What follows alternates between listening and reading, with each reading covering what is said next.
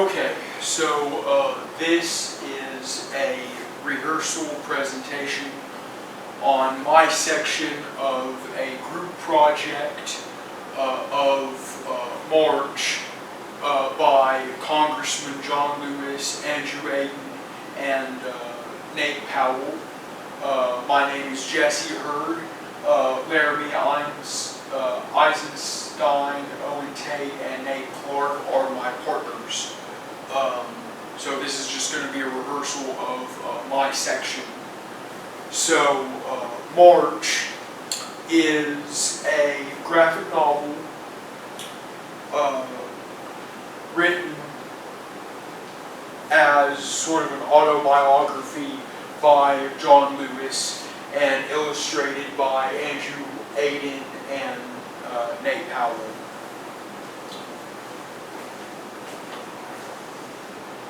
So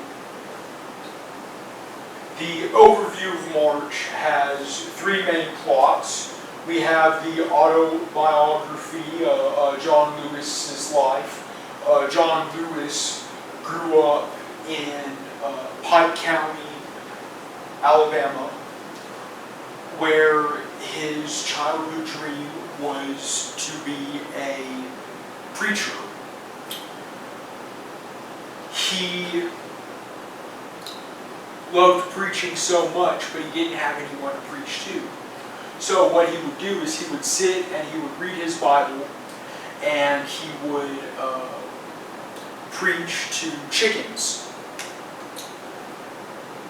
Well, eventually he grew up in the church. He gave his first sermon around 15, 16 years old.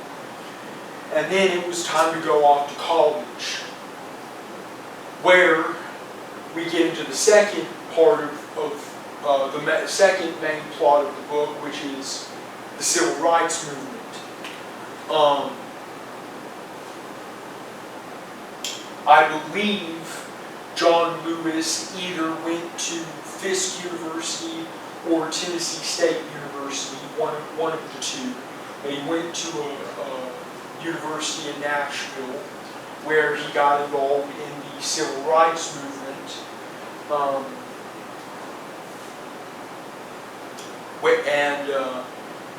He was actually in the notable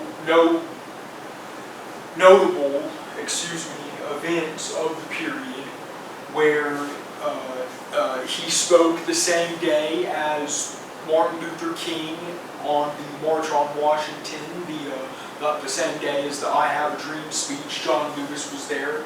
He was also in the Edmund Pettus Bridge incident, which sort of took the civil rights movement nationwide, and people became really sympathetic to the plight of African Americans due to how they were being mistreated by the police. And as a result of all of these historical events that John Lewis was a part of, along with Malcolm X and Martin Luther King Jr. and all of the notable civil rights figures,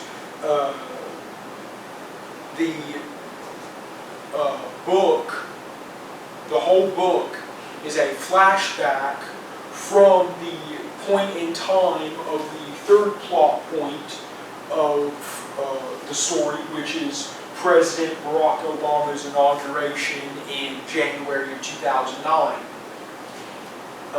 And here we have a picture of John Lewis hugging Barack Obama, and we have a lady singing Let Freedom Ring. So now I'd like to show you this artwork, but sort of up close and personal, and sort of just talk about it. So this picture I thought was really powerful. Behold, the text says, "Behold the Lamb of God, which taketh away the sin of the world." Now he's probably 10, 11, 12 years old here, and you sort of get a foreshadow from this artwork of how religion plays a part in the civil rights movement. At least that's what I take away from it. Now, this picture over here is actually, it's kind of blurry, but I wanted to show it because it has the song lyrics, "We Shall Overcome." "We Shall Overcome" was it was a civil rights song written by Pete Seeger and Woody Guthrie for the civil rights movement. Originally, it was a slave song saying "We will overcome," but Woody Guthrie and Pete Seeger wrote "We shall overcome" because it seemed more dignified.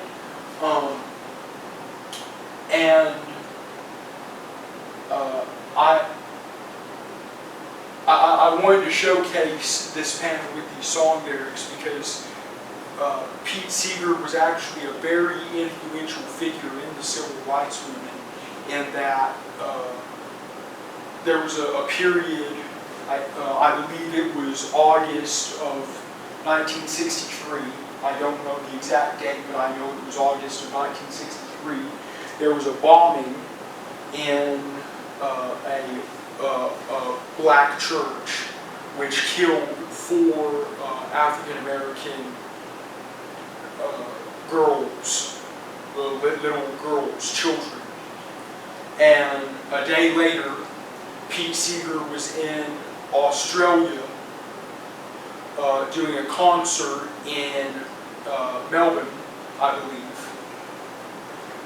And he said, you know, in a way, this whole program is dedicated to children all over the world, including the 4 black children that were murdered in the South yesterday. And then here we have the Edmund Pettus Bridge. I thought this was kind of humorous in a morbid way. Can you swim?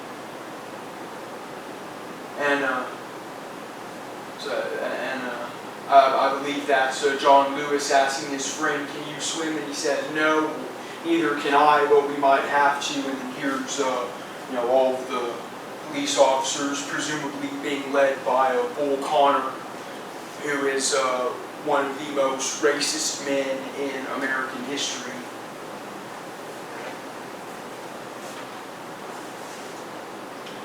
So finally, we have Barack Obama's inauguration. And in this picture, you can see these little tiny photographs right here, which are taking place throughout the story as flashbacks. These 2 pictures right here. You know, there's a Confederate flag right there, a battle flag, and this whole panel illustrates, you know, how far we've come as a country from these images, and you know, arguably we're not a perfect country. Racism is still apparent in this country. You know, as recent as 2020, 2021, with the murders of George Floyd and Ahmaud Arbery.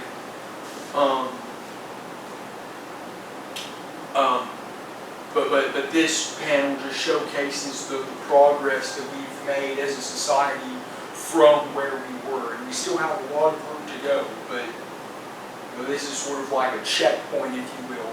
And then I wanted to showcase this photo because I thought it was really powerful. This is Barack Obama hugging John Lewis. Now this photograph is actually really powerful for me because Barack Obama was my childhood president. He was president from when I was in the 2nd grade to the 10th grade, growing up in Tennessee, and I'll admit I looked up to Barack Obama as a president, and here he's showing respect to the people who came before him and saying thank you for everything you've done. And so I just thought it was really beautiful, and it was really moving. So with that,